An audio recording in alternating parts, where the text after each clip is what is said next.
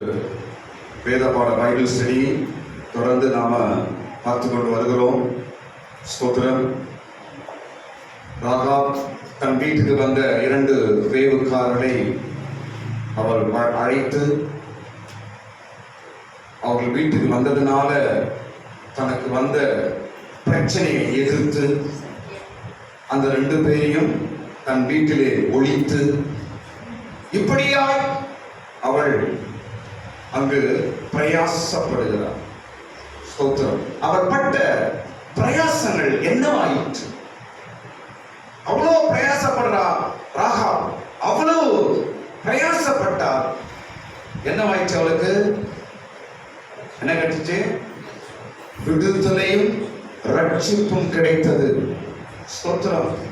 அவன் சொல்ற பாருங்க, கடவுளுக்காக நீங்க பிரயாசப்படுறது ஒன்று கூட கடவுள் சும்மா விட்டுற மாட்டார். எல்லாவற்றுக்கும் பலனை கொடுக்கும்.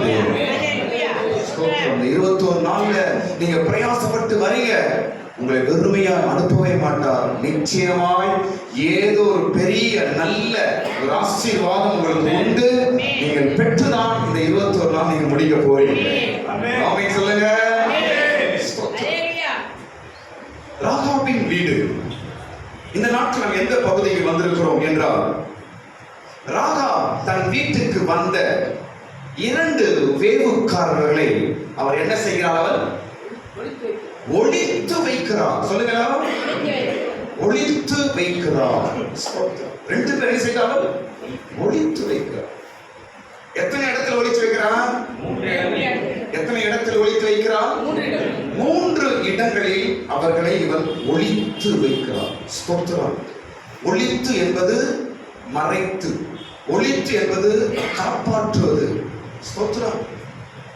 ராகாபின் சத்தியம் நமக்கு என்ன சொல்லுது என்றால், கடவுள் கொடுத்ததை நீ காப்பாற்றிக்கொள்.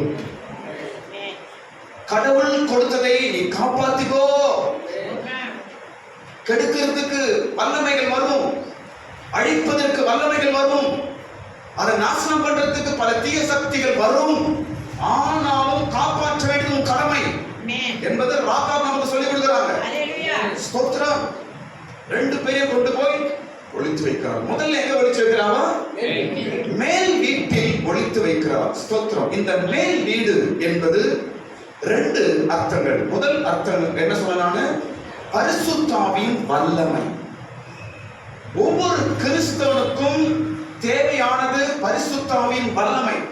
ஏன் என்பதான் நாம் கடந்த 2 நாளா பார்த்தோம். ஏன் என்றால், நம்மளை காப்பாற்றுறதுக்கு ஒரு பவர் வேணும், அதுதான் தெய்வீக பவர்.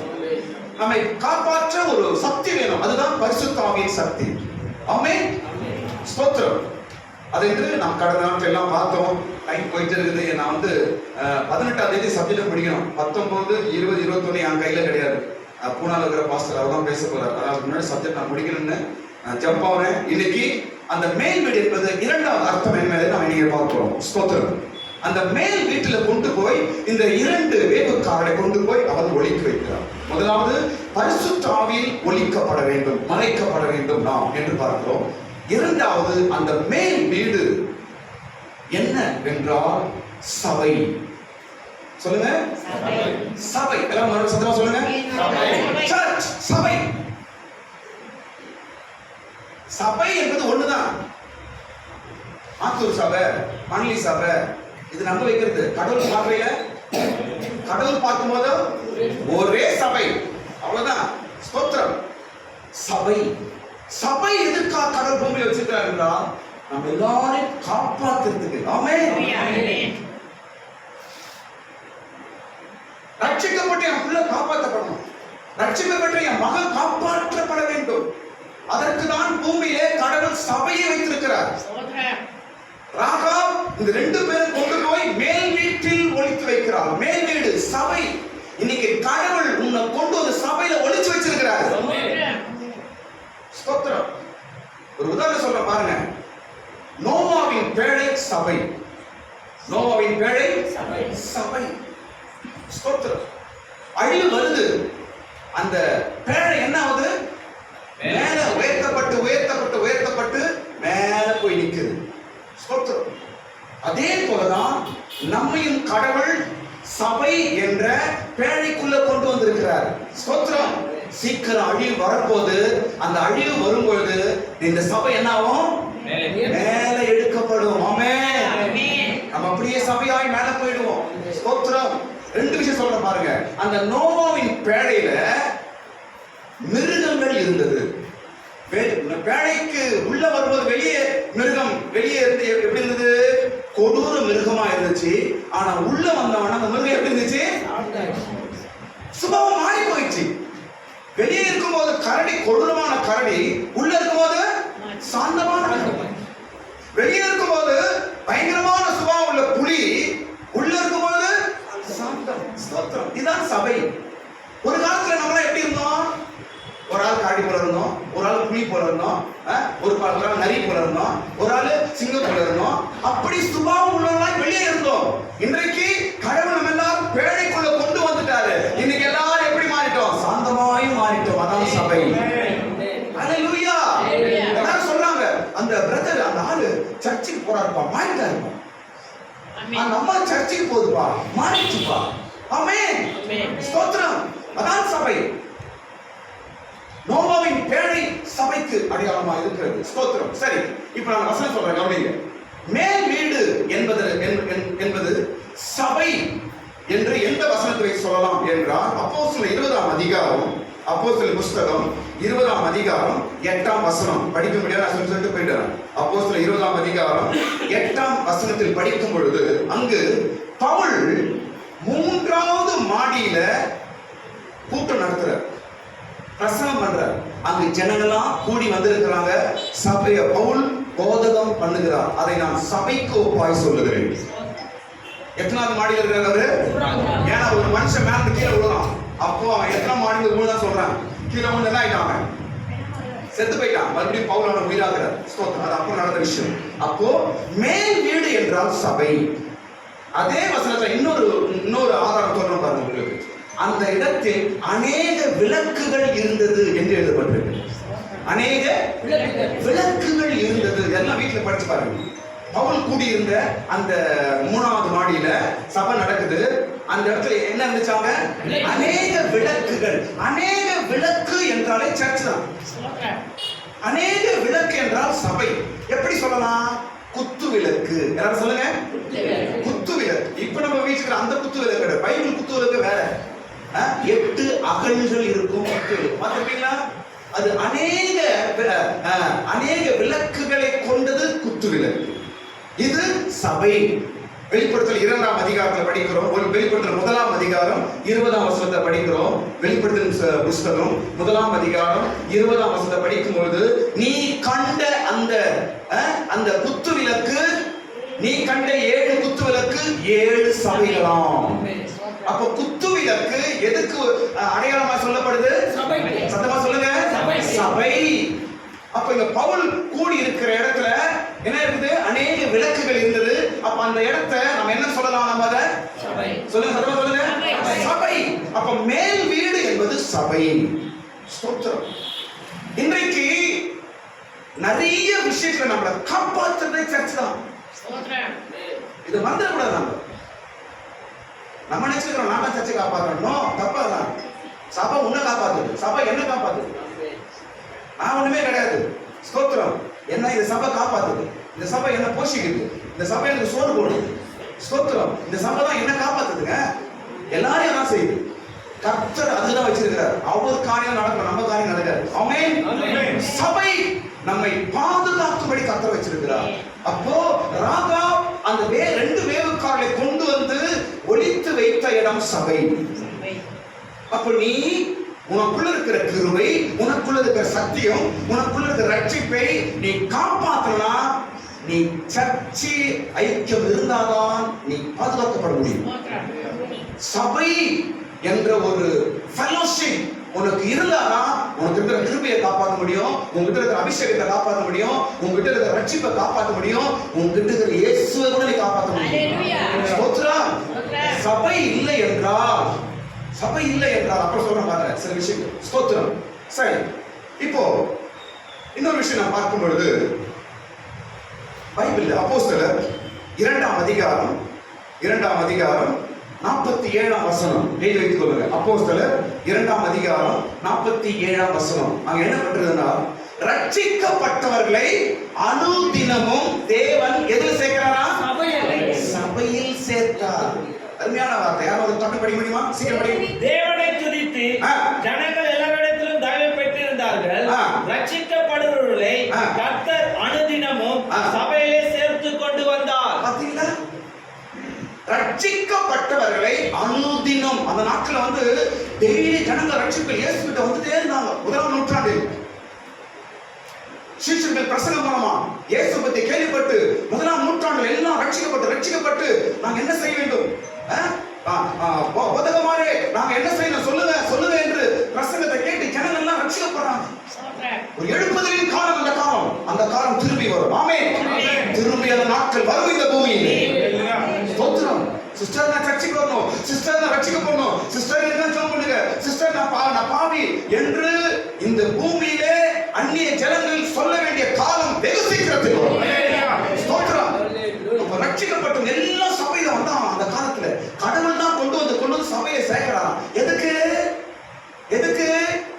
ரட்சிக்கப்பட்ட அவர்கள் கெட்டு போகாமல், அவர்கள் விழுந்து போகாமல், அவர்கள் அழிந்து போகாமல், அவர்கள் சாத்தானினால் வஞ்சிக்கப்படாமல் அவர்களை கொண்டு வந்து கடவுள் எங்க சேர்க்கிறாரு? சபை. ரட்சிக்கப்பட்டவன் சபை இல்லாமல் இருப்பான் என்றால் அவனுக்கு பாதுகாப்பே கிடையாது. எப்படி ஒரு வீடு இல்லாமல், ஒரு கூடு இல்லாமல் ஒரு பறவை சுற்றுகிறதோ, அந்த பறவைக்கு பாதுகாப்பே கிடையாது. எந்த நேரத்தில் எங்க சாகும் தெரியாது. ஸ்தோத்திரம். அதே போலதான் கிறிஸ்தவன், ரட்சிக்கப்பட்டவன், இயேசு அறிந்தவன் சபை இல்லாமல் சுற்றுகிறான் என்றால் அவன் அலைந்து திரிகிற பறவை போல இருந்தான். ஸ்தோத்திரம். சபை மிக முக்கியம். சபை ஐக்கியம் மிக முக்கியம். நீங்க காப்பாற்றப்பட வேண்டும் என்றால், உன் குடும்பம் காப்பாற்றப்படணும்னா, உன் சூழ்நிலை காப்பாற்றப்பட வேண்டும் என்றால் சபை முக்கியம். ஸ்தோத்திரம். இப்போ சபை இல்லாத 3 காலகட்டங்கள், 4 காலகட்டங்கள் பைபிள் இருக்கு. அந்த காலகட்டம் சபையே கிடையாது. எப்படி இருந்திருப்பாங்க? பயங்கரமா ஜனங்க. நான் டக்குனு சொல்லிட்டு போறேன். முதல் காலம் எகிப்தின் காலம். முதல் காலம் என்ன? எகிப்துல சபை கிடையாது. ஸ்தோத்திரம். எகிப்துல என்ன இல்லைங்க? சபை கிடையாது. சபை இல்லை என்றால் ஜனங்கள் எப்படி இருப்பார்கள்? அடிமையாக இருப்பார்கள். எகிப்துல தம்பி இப்படி அப்படி கொண்டுறாங்க. எகிப்துல ஜனங்கள் எப்படி இருந்தாங்க? யாருக்கு அடிமையா இருந்தாங்க? யாருக்கு? பார்வோனுக்கு அடிமைகளா இருந்தார்கள். ஸ்தோத்திரம். சபை இல்லை என்றால் என்ன பாருங்க, சபை இல்ல, நீங்க சபை ஃபெலோஷிப்பே இல்லாம இருக்கீங்க, சபையை விட்டுட்டீங்கன்னா நீங்க இன்னும் உங்களை பார்த்தா நோவே தெரியும். ஆனால் நீங்க நாளுக்கு நாள் சாத்தானுக்கு அடிமையாக மாறுகிறீர்கள்.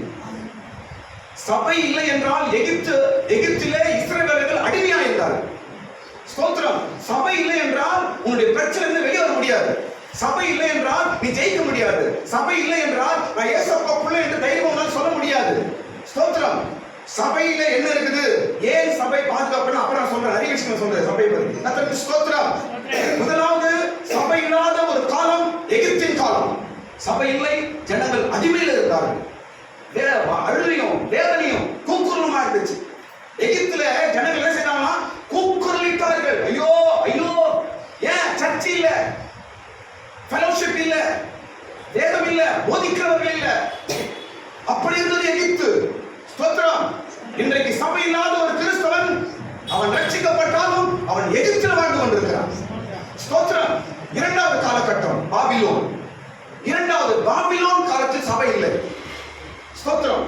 இஸ்ரவேல் இருக்கிற எல்லாரையும் கொண்டு போய் நேபுகாத்நேச்சர் பாபிலோன் ராஜா என்ன பண்ணா? கொண்டு போய் எல்லாரையும் பாபிலோன்ல அடிமையா வச்சுட்டான். எருசலேம்ல என்ன இல்ல? ஒண்ணுமே இல்ல. இவன் சாலமோன் கட்டின ஆலயத்தை கூட என்ன செய்தார்? அவர்கள் இடித்து தரமட்டமாக்கிட்டு போனார்கள். ஸ்தோத்திரம். பாபிலோன் காலத்திலும் சபை இல்லை, அங்கேயும் ஜனங்கள் அடிமையா இருந்தார்கள். ஸ்தோத்திரம். சபை இல்ல. நான் சொல்றேன் பாருங்க, என்னுடைய அனுபவத்தை சொல்றேன். உங்க சூழ்நிலை எப்படி தெரியாது. ஒரு சண்டை கூட சபையில் அமைக்க கூடாது. ஸ்தோத்திரம். ஒரு ஞாயிற்றுக்கிழமை மனசாட்சி அமைக்க கூடாது. ஜாக்கிரதை. ஸ்தோத்திரம். எகிப்தும் பாபிலோனை நினைத்துக்கொள். ஸ்தோத்திரம்.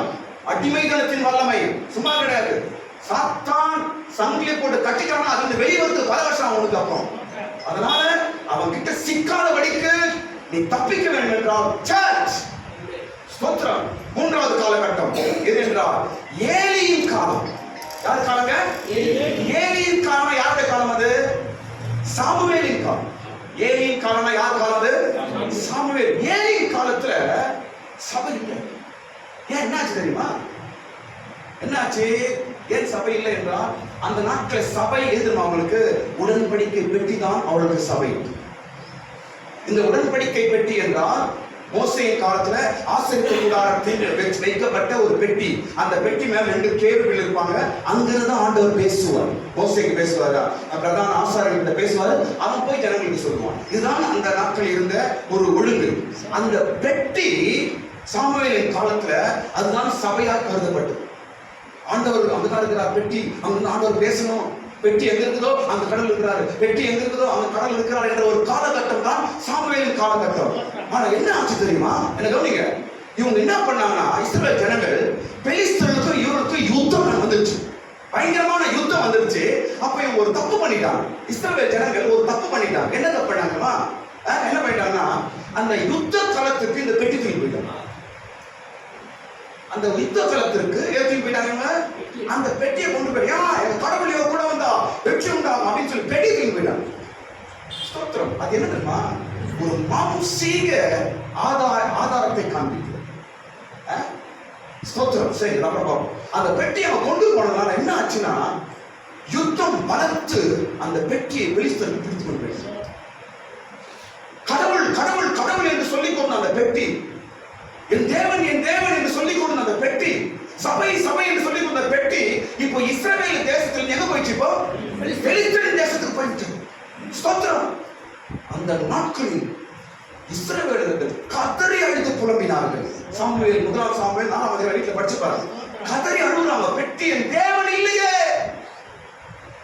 என் ஆண்டவன் கூட பேசுறதுக்கு இல்லையே, தேவ பிரசன்னம் இல்லையே, எங்களுக்கு கடவுள் வார்த்தை இல்லையே என்று சாமுவேலின் காலத்தில் தேவனுடைய பெட்டி பிடிக்கப்பட்டதுனால புலம்பினார்கள், அழுதார்கள். சபை இல்லை என்றால் நான் சொல்றேன் பாருங்களேன், எல்லா ஸ்டேட்டை கம்பேர் பண்ணி தமிழ்நாடு ஸ்டேட்டை யோசிச்சு பாருங்க. நம்ம இவ்வளோ சமாதானமா, எவ்வளவு பிரச்சனை சமாதானமா நம்ம தமிழ்நாட்டில் இருக்கிறோம் என்றால் இங்க இருக்கிற சபையின் ஜெபமும் பரிசுத்தவான்கள் பாஸ்டர்கள் தான். கையை தட்டுங்க, கரங்களை தட்டுங்க. இங்க இருக்கிற சபை ஊழியம், அநேக ஊழியக்காரர்கள் ஜெபமும் அநேக சபைகளும் நல்ல ஊழியங்கள் நடக்கிறதுனால தான் நாம் தமிழ்நாட்டில் சமாதானமா வாழ்ந்து கொண்டிருக்கிறோம். ஸ்தோத்திரம். காரணம் சபை. ஸ்தோத்திரம். சாமுவேலின் காலத்தில் சபை இல்லை, பெட்டி பிடிக்கப்பட்டது. புலம்பினார்கள், அழுதார்கள், வேதனை வேதனை. அதுக்கப்புறம் பெட்டி வருது, பயங்கர கூத்தும் குமாரமா இருந்துச்சு. ஸ்தோத்திரம். அடுத்து 4வது காலம். ஒரு காலம் இதுவரைக்கும் நடந்த காலம், இனிமே நடக்க போற காலம் 4வது காலம். 4வது ஒரு காலத்துல சபை இருக்காது. எந்த காலம் என்றால் உபத்திரவ காலம். வரப்போகிற உபத்திரவ காலம் 3.5 வருஷம் என்று 2 பிரிவாய் பிரிக்கப்பட்டு 7 வருடங்கள் பூமியிலே பயங்கர உபத்திரம் இருக்கும். ஏனென்றால் ஏன் உபத்திர காலம் என்று அந்த காலம் சொல்லப்படுதுன்னா அந்த காலத்துல சபை இருக்காது, போதனை இருக்காது, பாஸ்டர் இருக்க மாட்டாங்க, பைபிள் போதிக்க இருக்க மாட்டாங்க, இது மாதிரி கூடி ஆராதிக்க சபை இருக்காது. ஸ்தோத்திரம். ஏன் என்றால் சபை எடுக்கப்பட்டு போய்விடும். இயேசு வருவார், கிறிஸ்துவாகிய சபை நம்ம எல்லாரும் போய்விடும், பூமியில் இருக்க மாட்டாங்க. அப்ப இந்த பூமி எப்படி அழைக்கப்படுகிறது? உபத்திரவ காலம் என்று சொல்ல அழைக்கப்படுகிறது. அந்நாட்களில் சபை இருக்காது. பிரச்சனை எங்க ஓடி வரும்? சர்ச்சை. அந்த பேச மாட்டாரா? அந்த ஜெபத்தை கேட்க மாட்டாரா? நான் விசுவாசிகிட்ட பார்த்து என் கஷ்டம் சொல்ல மாட்டேனா? பாஸ்டர் இருக்க மாட்டாரா என்று நாம் ஓடி வருகிறோம். இந்த சபையின் அருமை நாம் அறிந்து கொள்ள வேண்டும். வெகு ஒரு காலம் வரப்போகிறது. நீங்க பைபிள் சொல்லுது, இந்த சமுத்திர கரையிலிருந்து அந்த சமுத்திரத்துக்கு போனாலும் அவனுக்கு என்ன கிடைக்காதான்? வசனம் கிடைக்காத ஒரு பஞ்ச காலம் வரப்போகிறது. நீமான சபையே, ராகாவே, ஒளித்து மறைத்து காத்துக்கொள் உன்னை. ஸ்தோத்திரம். 4 காலகட்டத்தில் சபை இல்லாத காலகட்டம் என்று நான் சொன்னேன். சரி, இப்ப அடுத்த பகுதிக்கு வரும். என்னவென்றால் வேதத்தில் சபையின் வரிசை என்ற ஒரு பகுதியை சொல்றேன். வேதத்தில் சபையின் வரிசை. அப்படி சொல்லுங்க. வேதத்தில் சபையின் வரிசை. இதை சொல்லிட்டு அடுத்த பகுதி நம்ம போவோம்.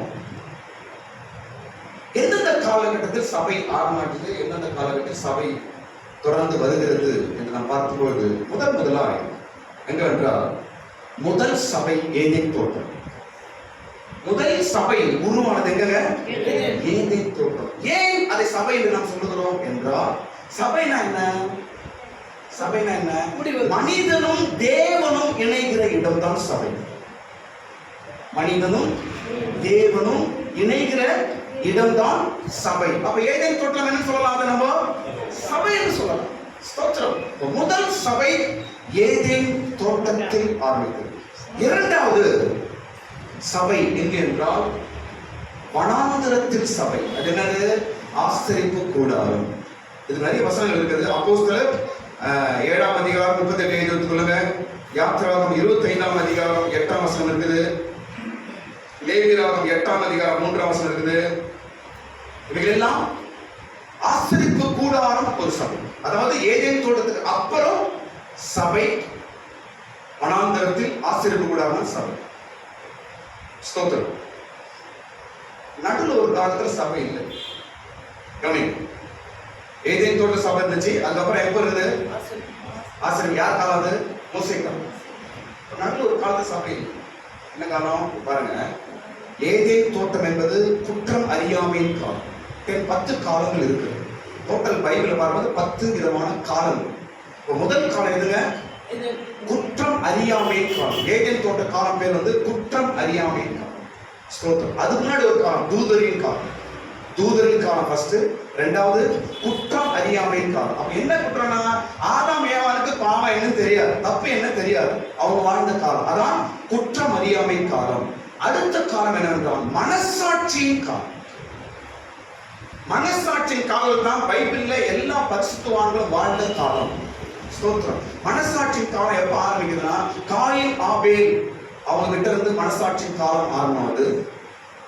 மோசே எப்போ 10 கட்டளையை கடவுள்கிட்ட வாங்கினாரோ அது வரைக்கும் மனசாட்சியின் காலம்.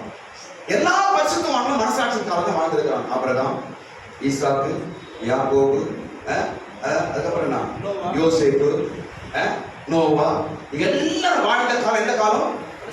மனசாட்சி, கான்ஷியஸ் பீரியட், மனசாட்சியின் காலம். அந்த காலம் சபையில. ஏன்? என்னுடைய கருத்துல சொல்றேன். ஏன் தெரியுமா? மனசாட்சி காட்டில ஒரு பெரிய சபை அப்ப இல்லை. மனசாட்சி தான் பெரியது என்று நினைத்த ஒரு காலம். மனசாட்சி தான் தேவனோடு நம்மை இணைக்க செய்யும் என்று மனிதனுக்கு உணர்த்தி கொடுக்கப்பட்ட ஒரு காலம். ஸ்தோத்திரம். காயின் ஆபேல் முதல் ஆண்டுக்கு பலி செலுத்துறது யாருங்க? யாருங்க? ஆபேல் தானே. எப்படி பலி? யார் சொல்லி கொடுத்தது அவருக்கு? கடவுளுக்கு பலி செலுத்தணும், முதற் கனியை கொண்டு கடவுளுக்கு பலி செலுத்தணும் ஆபேல் சொல்லி கொடுத்தது யாரு? ஆபேல் யார்? ஃபர்ஸ்ட் ஆபேல் யாருங்க? ஆதாமுடைய யார் சொல்லி கொடுத்தது அவங்களுக்கு பலி செலுத்தணும் கடவுளுக்கு? யார் சொல்லி கொடுத்தது? அப்ப சர்ச் இருந்துச்சா? பாஸ்டர் இருந்தாங்களா? பைபிள் இருந்துச்சா? யாருமே இல்லை. எப்படி? மனசாட்சி. மனசாட்சியின்படி ஆபிரகாம் வாழ்ந்தார். மனசாட்சியின்படி ஈசாக்கு வாழ்ந்தார். மனசாட்சியின்படி யாக்கோபு வாழ்ந்தார். மனசாட்சியின்படி நோவா வாழ்ந்தார். மனசாட்சியின்படி யோசேப்பு வாழ்ந்தார். ஸ்தோத்திரம். அப்ப மனசாட்சியை காட்டிலும் ஒரு சபை அந்த நாட்களிலே அவசியமாய் தெரியவில்லை. அவர்கள் மனசாட்சியின்படி வாழ்ந்தார். ஸ்தோத்திரம். சரி, இப்போ அடுத்த சபை எப்ப? எங்க அது? மோசேயின் காலத்தில் வனாந்தரத்தில் ஆசரிப்பு கூடாரம் சபை. மூன்றாவது, அது அடுத்த சபை எங்க வருது என்றால், அதுக்கு அடுத்து எங்க வருது என்றால் உடன்படிக்கை பெட்டி. சாமுவேலின் காலம். உடன்படிக்கை பெட்டி எங்கெங்க போதோ அதெல்லாம் சபை என்று எண்ணப்பட்டது. ஸ்தோத்திரம். அது அடுத்தது ஆலயத்தின் காலம். இதெல்லாம் சர்ச்சை எப்படி வந்துச்சுன்னு ஒரு இது சபையின் வரிசை சொல்றேன். முதல் சபை ஏதேன் தோட்டம், இரண்டாவது சபை ஆசரிப்பு கூடாரம், மூன்றாவது என்னது? உடன்படிக்கை பெட்டி. சப்ஜெக்ட் டீப்பா தான் இருக்கும். என்ன பண்றது? எல்லாம் கத்துக்கணும். ஸ்தோத்திரம். அடுத்து பார்க்கும்போது ஆலயம். ஆலயம் யார் கட்ட? முதலாய் சாலமோன் கட்டினார். ஸ்தோத்திரம். அப்ப ஆலயம் சபையாய் கருதப்பட்டது. ஆலயம் சபையாய் கருதப்பட்டது. ஸ்தோத்திரம். 3 ஆலயம். சாலமோனின் ஆலயம், செருபாபேல் ஆலயம், ஏரோது ஆலயம். 3 ஆலயங்கள் அந்த நாட்களில் இருந்துச்சு. அதான் சர்ச்சு. அந்த ஆலயமா அந்த நாட்களே சபையாய் கருதப்பட்டது. அப்படியே வாழ்ந்து கொண்டு வராங்க. ஸ்தோத்திரம். ஏரோதின் ஆலயம். ஸ்தோத்திரம். அது அடுத்தது சபை எது என்றால் புதிய ஏற்பாட்டின் சபையில பெந்தெகோஸ்தின் நாள் தான் சபை முதல் ஆரம்பிக்கிறது. பாருங்க, ஒவ்வொரு காலகட்டத்திலும் சபை எப்படி இந்த பூமியிலே தொடர்ந்து கர்த்தர் கொண்டு வருகிறார் என்று நாம் பார்க்கிறோம். ஸ்தோத்திரம்.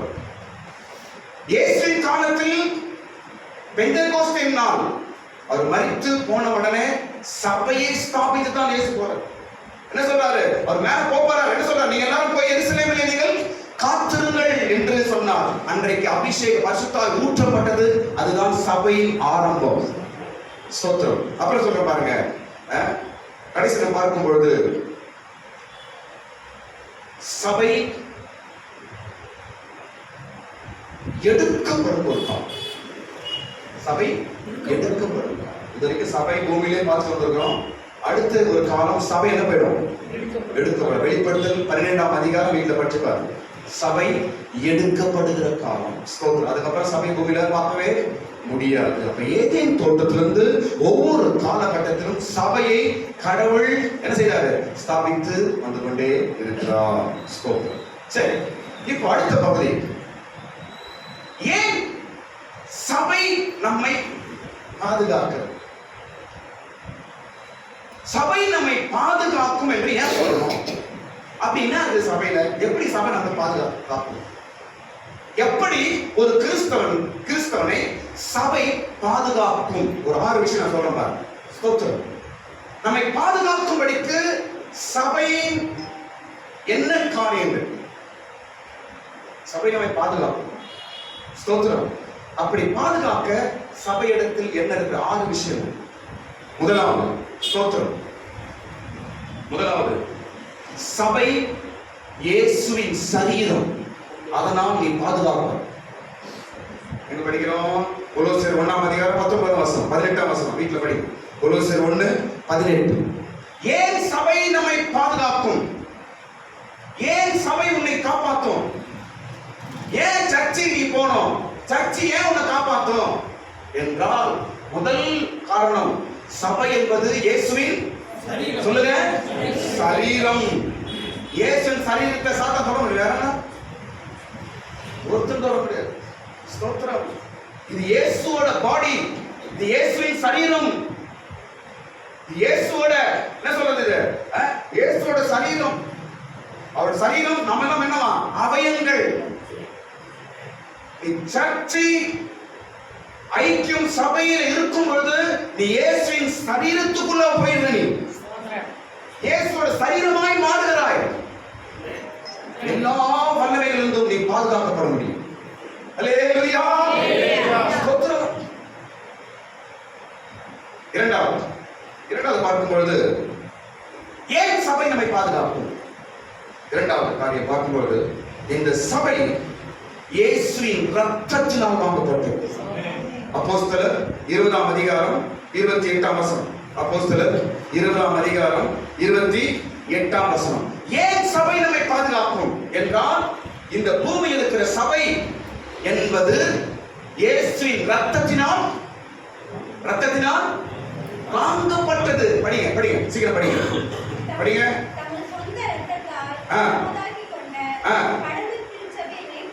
தம்முடைய சொந்த இரத்தத்தால் வாங்கப்பட்ட, சொந்த ரத்தத்தை கொடுத்து சர்ச்சை வாங்குகிறார். ஸ்தோத்திரம். ஆமென். சபை சும்மா கிடையாது. எப்படி சபை வந்துச்சு? இயேசு என்னைக்கு கல்வாரியில் ரத்தம் சிந்தினாரோ அதன் பிற்பாடுதான் சபை உண்டாக்கப்பட்டது, சபை ஸ்தாபிக்கப்பட்டது, சபை உருவானது. ஸ்தோத்திரம். இயேசு கல்வாரி சிலுவையில் ஜீவனோடு போது 7 வார்த்தை சொன்னாரு. கடைசி வார்த்தை என்ன சொல்லுங்க? கடைசி வார்த்தை என்னங்க? எல்லாம் முடிந்தது. எல்லாம் என்ன முடிச்சு? என் உயிர் போயிடுச்சு, ரத்தம் சிந்திட்டேன், அதுவா? எல்லாம் முடிந்தது. என்ன? அநேக காரியங்களை கல்வாரியின் மரணத்திலுமா இயேசு செய்து முடித்தார். அதுல ஒரு காரியம் தான் சபை ஸ்தாபிக்கப்பட்டது. புதிய ஏற்பாட்டின் சபை ஸ்தாபிக்கப்பட்டது. எப்படி? இயேசுவின் ரத்தத்தின் மூலமா. ஸ்தோத்திரம். நீங்க சர்ச்சுக்குள்ள வரும்பொழுது இயேசுவின் ரத்தத்துக்குள்ள வருகிறீர்கள். ஆமென். ஒரு சர்ச்சுக்குள்ள போகும்பொழுது இயேசுவின் ரத்தத்துக்குள்ள போறீங்க. நீங்க உனக்கு பாதுகாப்பு, உன் குடும்பத்துக்கு பாதுகாப்பு, உன் பிள்ளைகளுக்கு பாதுகாப்பு. தயவு செய்து சபையின் ஐக்கியத்தை விட்டுவிடார். ஆனா பவுல் எழுதுறார், சபை கூடுதலை விடாதீங்க. பவுல் சொல்லி கொடுக்கிறாரு. ஸ்தோத்திரம். ரகாப் 2 பேரையும் கொண்டு போய் மேல் வீட்டிலே மறைத்து வைக்கிற, ஒளித்து வைக்கிற 2 பேர். சத்தியமும் கிருபையும், சத்தியமும் கிருபையும். நீ பெற்ற கிருபை, நீ பெற்றிருக்கிற சத்தியம், நீ பெற்றிருக்கிற ரட்சிப்பு எப்படி காப்பாத்துறது? வீட்டுல இருந்தா காப்பாற்ற முடியாது. சபை தான். வீட்டு ஜபம் தான். சபை கூடுதல் தான். உன் தனி ஜபம் தான். ஸ்தோத்திரம். இயேசு தனி ஜபம் பண்ணாரு, சர்ச்சுக்கு போனாரு. இயேசு தெரியுமா? இயேசு சர்ச்சுக்கு போகிறாரா? கேள்விப்பட்டீங்களா? ஆலயங்களுக்கு போய் பைபிள் படிச்சார் இயேசு. தெரியுமா? ஆலயத்தில் போய் நின்று பைபிள் படிக்கிறார். சர்ச்சில் போய் எல்லாரும் கேட்கிறாங்க, எவ்வளவு ஒழுக்கமா வளர்த்துக்கிறாங்க பாருங்க அப்பா அம்மா இயேசு. ஸ்தோத்திரம். உங்க பிள்ளைங்க ஒரு ஊழியம் பண்ண பண்ணிட்டு உங்க பிள்ளைங்களா சொல்லி கொடுத்தீங்களா? நீங்களும் ஊழியம் பண்ண, பிள்ளைங்களும் ஊழியம் பண்ண சபையில. ஸ்தோத்திரம். இயேசு பாருங்க, சபைக்கு வந்து சர்ச்சுக்கு வந்து உட்கார்ந்து பைபிள் எடுத்து படிக்கிறாரு. படிச்சுட்டு அழகா வச்சுட்டு போய் உட்கார்றாரு. அப்படி எழுது அதை சுருட்டி வைத்து போனார். எவ்வளவு நல்ல கடவுள் நமக்கு எப்பப்பட்ட ஒரு நல்ல லீடர் நமக்கு எல்லாம் சொல்லிக் கொடுக்கிறார் நமக்கு. நாம் எப்படி இருக்க வேண்டும். ஆமென். ஸ்தோத்திரம். மூன்றாவது, ஏன் சபை நம்மை பாதுகாக்கும் என்பதற்கு மூன்றாவது காரணம் என்ன தெரியுமா? முதல் காரணம் என்ன சொன்ன? சபை இயேசுவின் சரீரம், அதனால் நம்மை பாதுகாக்கும். சபை இயேசுவின் ரத்தத்தினால் வாங்கப்பட்டது, அதனால் நம்மை பாதுகாக்கும். மூன்றாவது, சபை என்பது தாய். சபை என்பது என்ன? தாய். வசனம் படிங்க. கலாத்தியர் 1ஆம் அதிகாரம் 19ஆம் வசனம், 1 தெசலோனிக்கர் 2ஆம் அதிகாரம் 7ஆம் வசனம். கலாத்தியர் 1:19, 1 தெசலோனிக்கர் 2ஆம் அதிகாரம் 7ஆம் வசனம். ஏன்?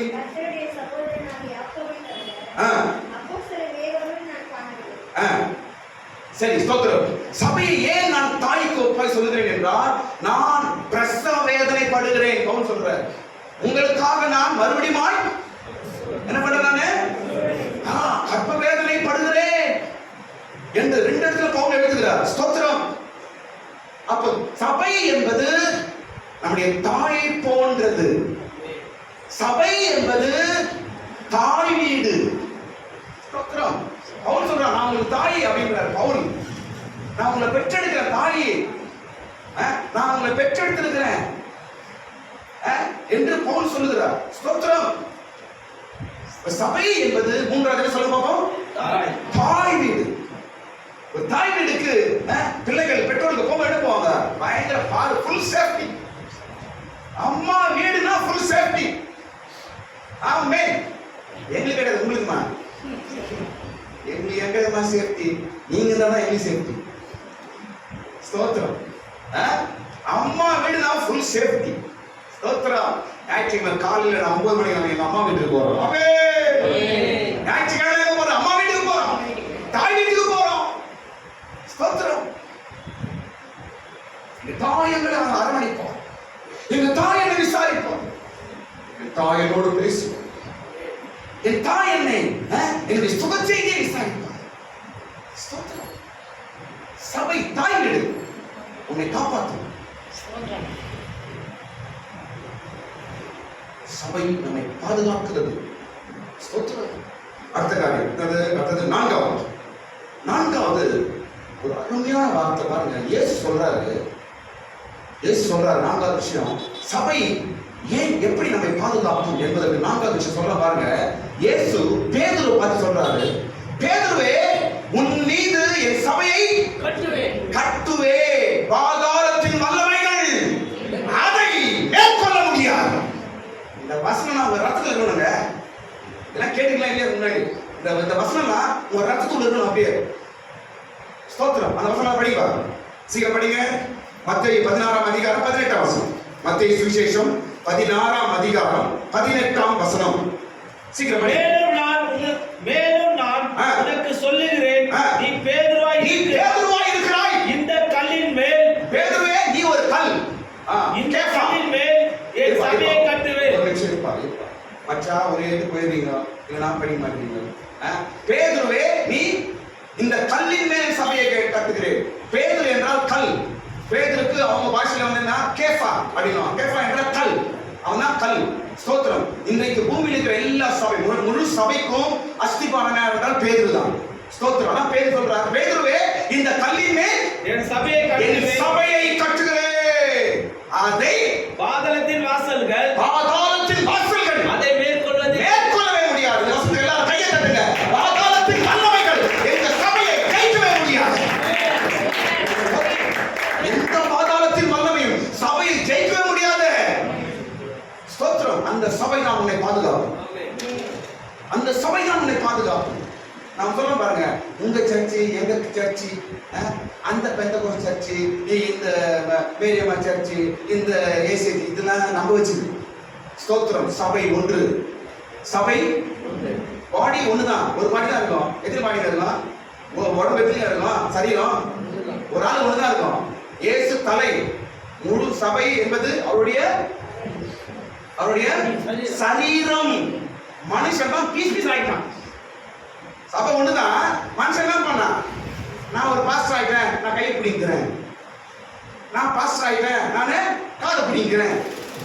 நான் பாஸ்டர் ஆயிட்டேன், நானு காலை பிடிக்கிறேன். இயேசுவின் பாடியை பீஸ் பீஸ் ஆயிட்டேன். எத்தனை டினாமினேஷன், எத்தனை இது. ஸ்தோத்திரம். சபை ஒன்று. சபை ஒன்று. இயேசுவின் சரீரம். ஸ்தோத்திரம். முழு கிறிஸ்துவ ஒன்று. முழு உலகத்தில் இருக்கிற கிறிஸ்தவர்கள் ஒன்று. ஒரே மந்தை, ஒரே மேய்ப்பன். ஸ்தோத்திரம். இன்னைக்கு டினாமினேஷன் வச்சு கிறிஸ்தவர்கள் பிரிகிறார்கள். அந்த சபையை பார்த்தா பேசுறதில்ல, இந்த சபையை பார்த்தா மூஞ்சி திருப்பிக்குது, இந்த சபையை பார்த்தா மூக்கு மேல போவோம். அந்த சபை, இந்த சபை. சபையை சாத்தானே ஜெயிக்க முடியாதப்பா. நம்ம சபையை ஒச்சு கூட செய்கிறோம். இன்னைக்கு சபையை கிழித்து வைத்திருக்கிறார் மனிதன். பீஸ் பீஸ் ஆகி வச்சுக்கிறான் சரீரத்தை, பாடியை. ஏசப்பா உடம்ப, சரீரத்தை. ஸ்தோத்திரம்.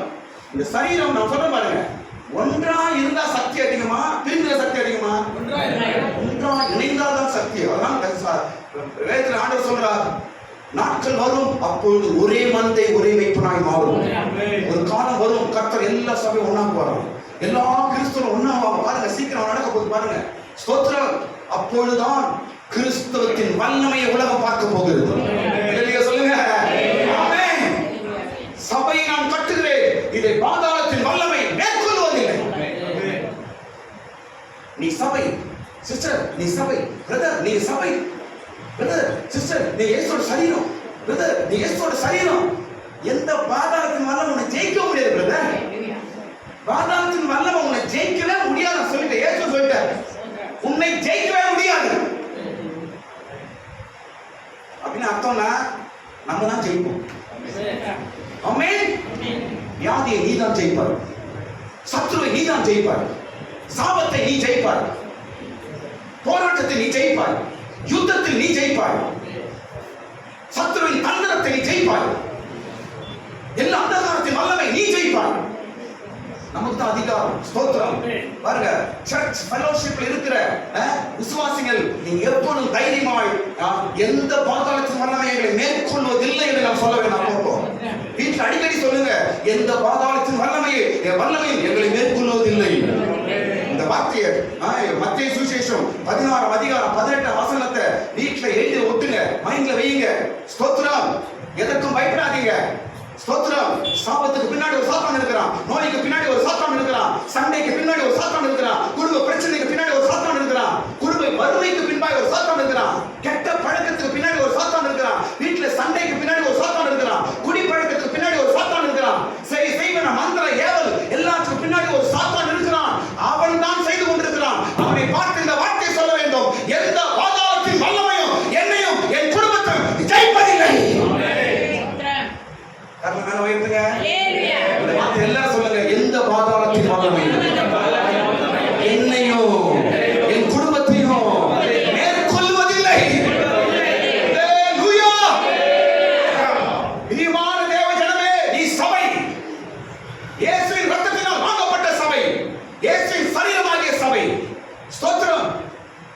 வீடு என்ற ஒரு சபையின் பிள்ளையாய் இருக்கிறாய். ஸ்தோத்திரம். கர்த்தர் இயேசப்பா உன்னை ரட்சித்து பாவ சாபத்திலிருந்து விடுதலையாக்கி ஒரு தாய் வீடு என்ற சபையில உன் அன்பாய் கொண்டு வந்து சேர்க்கிறார்.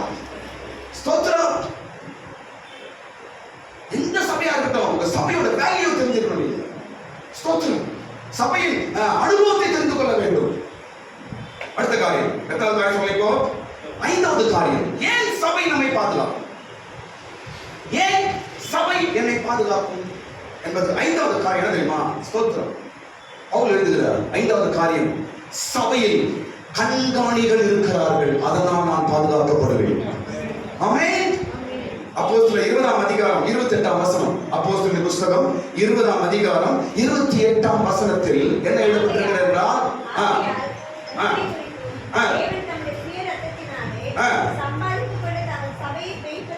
சபையை மேய்ப்பதற்கு பரிசுத்த ஆவி உங்களை கண்காணிகளாய் வைக்கப்பட்டிருக்கிறது.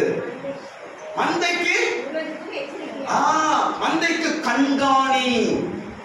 சொல்லுங்க, கண்காணி. சொல்லுங்க, அப்படின்னு அர்த்தம் என்ன? கண்காணி. வாட்ச்மேன். கண்காணில கண்காணிக்கிறவர், வாட்ச் பண்ணுகிறவர். கண்காணி யாரோட? ஊழியர்கள். கண்காணி யாருங்க? மாஸ்டர், ஊழியக்கார. எல்லா சபைகளுக்கும் ஆண்டவர் ஊழியக்கார வச்சிருக்கிறார். ஸ்தோத்திரம். அவனுக்கு பேர் எல்லாம் கண்காணி. உன் ஆடுகளை குறித்து எச்சரிக்கையாக, உன்னை கண்காணியாக வைத்திருக்கிறேன். ஆத்துமாக்களை குறித்து எச்சரிக்கையாக என்று வசனம் சொல்லுது. கண்காணி நமக்கு இருக்கிறாங்க, அதனால் நாம் பாதுகாக்கப்படுவோம். ஆமென். ஒரு இடத்துல வீடு நம்ம விட்டுட்டு போறோம், தைரியத்துல போறியா, அங்க வாட்ச்மேன் இருக்கிறாரு. ஒரு கம்பெனிய மூடிக்கு எல்லாரும் போயிடும் 4 மணிக்கு மேல. எதுக்கு நம்பிக்கையோட போறாங்க? என்ன நம்பிக்கையோட போறாங்க? வாட்ச்மேன் இருக்கிறாரு. இப்ப வாட்ச்மேன் இருக்கிறாரு இல்லையா, சிசிடிவி இருக்குது, அதான் கண்காணி. ஆமென். ஆமென். மனுஷன் நினைப்பாங்க, ஏய் கேமரா தப்பு, கேமரா தப்பு, கேமரா. நீ மனுஷன் கேமரா தான் பயப்படுறான், மனுஷன் பயப்படுறான். ஏய் கேமரா தப்பு. திருட கூட இந்த ஏடிஎம் திருட போறான். நான் வரேன், இந்த ஹாஸ்பிடல்ல பாக்குறேன். திருட போறான், கேமரா பார்த்தான், அப்படியே ஒதுங்கி போயிட்டான். கேமரா பார்த்தான். அந்த ரோட்ல போலீஸ் கூட பயன்படுறான், கேமரா போயிட்டாமா. இன்னைக்கு ஆண்டவர் ஊழியக்காரி சபையில ஒரு கேமரா மேல வச்சிருக்காரு. அதனால எங்க வேலை கேமரா வேலை இல்ல, கண்காணி. அவங்க கண்காணிக்கிறது. ராஜேந்திர எப்படி இருக்கிறார், மகேஷ் நம்ம எப்படி இருக்கார், குமார் எப்படி இருக்கார், அம்மா எப்படி இருக்கார், ஸ்டீஃபன் எப்படி இருக்கிறார், சிஸ்டர் எப்படி இருக்கிறார், ஸ்தோத்திரம். விக்டோரியா சிஸ்டர் அவ்வளோ பார்த்துக்கிறாங்க, அவங்க எப்படி இருக்கிறார், எஸ்தர் எப்படி இருக்கு, காஞ்சனா மாநிலத்தில் இனி வந்தாங்க, கண்காணிக்கிறோம் நான். ஸ்தோத்திரம். இதான் என் வேலை. ஃபோன் பண்ணி ஏமா வரல, என் வேலை கண்காணி. என் வேலை என்னங்க, வாட்ச்மேன் டியூட்டியா சப்ப குத்துக்கிறாரு. ஃபோன் பண்ணி கேட்பேன் நான், சும்மா கேட்கறதுனா என் வேலையா தான். அதுக்காக ஆண்டவர் சோறு போட்டு வருகிறாருங்க. சும்மா கேட்கறது பயந்தே போறது. கேமரா பயப்படுறல, மனுஷன் கேமரா பயப்படுறான், எனக்கே பயப்படுறேன். அல்லேலூயா. அந்த வேலை கண்காணி வேலைங்க. ஸ்தோத்திரம். காவல்காரனே, சமயம் என்ன ஆயிற்று? இறைவேல படிக்கிறோம். காவல்காரனே, காலம் என்ன ஆயிற்று, சமயம் என்ன ஆயிற்று என்று கேட்கிறோம். ஸ்தோத்திரம். யாருல காவல்காரன்? ஊழியக்காரன்.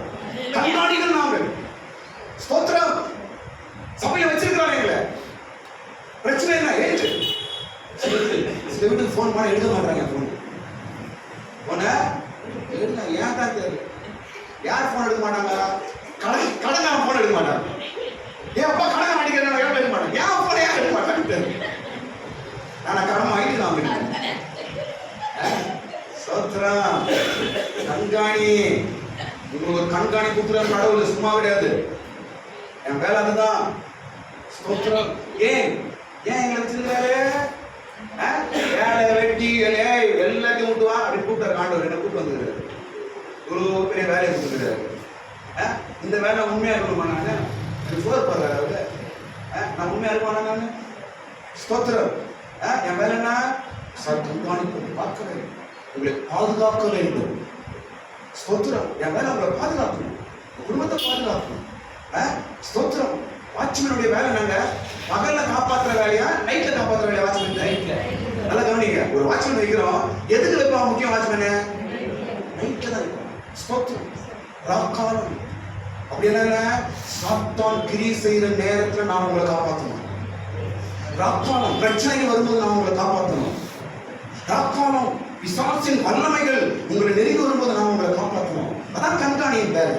ஸ்தோத்திரம். ஜாக்கிரதையாக கண்காணிகள். ஸ்தோத்திரம். அடுத்தது 6வது காரியம். இந்த காரியத்தை முடிச்சிடறேன், நீங்க நாளைக்கு பார்ப்போம். 6வது காரியம் ஏன் சபை நம்மை பாதுகாக்கிறது? அப்படி சபையில் என்ன இருக்குது? 6வது காரியம் பார்க்கும்போது தேவன் சபையை போஷிக்கிறார். என்ன படிக்கிறோம்? எபேசியர் 5ஆம் அதிகாரம் 29ஆம் வசனம். எபேசியர் 5ஆம் அதிகாரம் 29ஆம் வசனம். தேவன் சபையை போஷிக்கிறார்.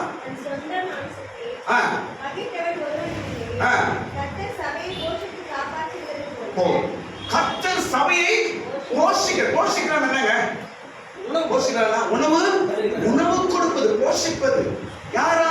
கடவுள். கடவுள் சபைக்கு உணவு கொடுத்து போஷிக்கிறார். அதனால் காப்பாற்றப்படுகிறோம். இங்க நமக்கு என்ன கிடைக்குதுங்க? என்ன கிடைக்குதுங்க? பாருங்க, இந்த சரீரத்துக்கு சாப்பாடு வீட்டுல கிடைக்கும். ஆனா உள்ள ஒரு சரீரம், ஒரு ஆவிக்குரிய சரீரம், அதுக்கு சோறு வேணும். இங்கதான் வரணும். இங்க வரலனா உள்ள இருக்கிற பாடி செத்துடும். நம்ம சரீரத்துல மூன்று சரீரம் இருக்கு. நமக்குள்ள 3 பாடி, நமக்குள்ள 3 சரீரம் இருக்குது. ஒன்று இந்த சரீரம், இது இந்த சரீரம். இரண்டாவது பாவ சரீரம் உள்ள இருக்குது. மூன்றாவது ஆவிக்குரிய சரீரம். 3 பாகங்களை கொண்டதுதான் நம்முடைய சரீரம். 3த்துக்கும் சாப்பாடு. எப்படி நம்ம இட்லி தோசை சாப்பிட்டு இந்த உடம்பை வளர்க்கிறோமோ, அதே போல உள்ள ஒரு ஆவிக்குரிய சரீரம் இருக்கிறது. அதுதான் நாளைக்கு பரலோகம் போகும். இந்த சரீரம் என்ன ஆகும்? எங்க போகும்? இது மண்ணுல போயிடும். இது பரலோகம் போகாது. இந்த சரீரம் பாருங்க, இது மண்ணுல போயிடும். ஆனா பரலோகத்துக்கு போற சரீரம் இது, அது உள்ள இருக்குது. அந்த சரீரம் உள்ள இருக்குது. அந்த சரீரத்தை நீங்க என்ன செய்யணும்? காப்பாற்றணும். அதுக்கு என்ன பண்ணணும்? சோறு கொடுக்கணும். அதுக்கு என்ன பண்ணணும்? நம்ம நல்லா சாப்பிடணும், அது சோறு போடணும். எதுக்கு? உள்ள இருக்கிற ஆவிக்குரிய மனுஷன் சோறே போறது இல்லை. ஒரு மாசத்துக்கு ஒரு இட்லி எப்படி உயிர் வாழும்? உங்களுக்கு ஒரு மாசம் ஒரு இட்லி வாழ இல்லைங்களா? ஒரு மாசம் ஒரு இட்லி உலக மனுஷன், ஆவிக்குரிய மனுஷன் அவங்க 100,000 இந்த 21 நாள்ல உலக மனுஷன் ஆதி சாப்பிடுற எண்ணும். ஐயா இந்த 21 நாளில உனக்குள்ள இருக்கிற ஆவிக்குரிய மனிதன், ஆவிக்குரிய சரீரம் நல்ல பூஸ்ட் சாப்பிட்ட மாதிரி அப்படி பலமா எழும்பும். அல்லேலூயா. 3வது ஒரு சரீரம் இருக்கு. என்ன சரீரம் அது? சொல்லுங்க. 1வது சரீரம், 2வது ஆவிக்குரிய சரீரம், 3வது இருக்குது பாவ சரீரம் உள்ள இருக்குது. அதுக்கு சோற போடக்கூடாது. அது என்ன பண்ணா? சோத்துக்கு போட்டுட்டீங்க, உங்களுக்கு முடியும். அது சோறுனா பாவ சரீரத்துக்கு எதுங்க சோறு? பாவம் தாங்க சோறு. பாவ சரீரத்துக்கு எது சோறு? பாவம். சண்டை போடு, அந்த சரீரம் நல்லா வரும். கெட்ட வார்த்தை பேசு, அடி தடி, விபச்சாரம் பண்ண, பாவம் செய்ய, குடி பழக்கம், நல்லா பலமா வரும். நான்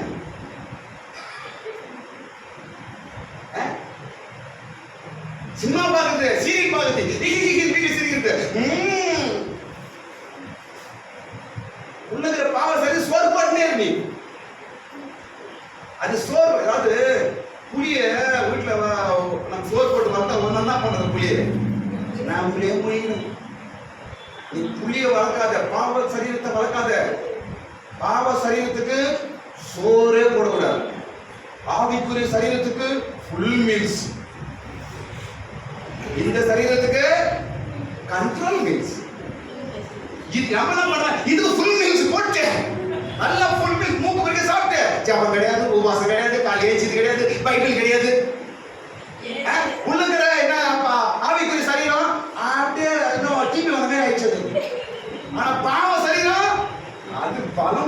கொடுத்து அப்படியே தள்ளுறான் பாரு, அவன் நரகத்துக்கு கூட்டு போறான் பாரு. ஆமென். நம்முடைய சரீரம் இயேசுவின் சரீரம். நம்ம எல்லாரும் பாதுகாப்பான இடம் நமக்கு கர்த்தர் வச்சுக்கிறார் என்றால் என்னங்க அது? சபை. சொல்லுங்க, சபை. ராகாப் அந்த 2 பேரும் கொண்டு போய் ஒளித்து வைத்தார் மேல் வீடு என்றால் சபை.